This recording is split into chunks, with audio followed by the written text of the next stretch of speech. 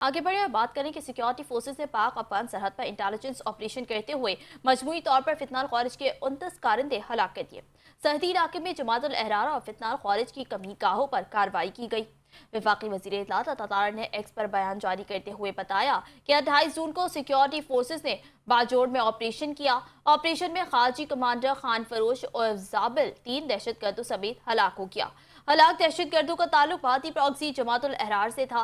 अतातारड़ के मुताबिक अफगान सूबे पक्तिका और कंट्रिक में भी कार्रवाई की गई, जिसमें 25 दहशतगर्द मारे गए।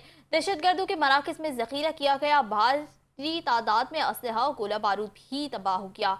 अतातारड़ ने कहा कि ऑपरेशन अज़्म इस्तेहकाम के तहत दहशतगर्दों और फितनाल खारिज के खिलाफ पाकिस्तानी सिक्योरिटी फोर्सेस के ऑपरेशन जारी हैं। उन्होंने कहा कि ऑपरेशन तब तक जारी रहेंगे जब तक गैर मुल्की पैसे और जमात से और हिमायत से पाकिस्तान में दहशतगर्दी की वारदातें बंद नहीं हो जाती।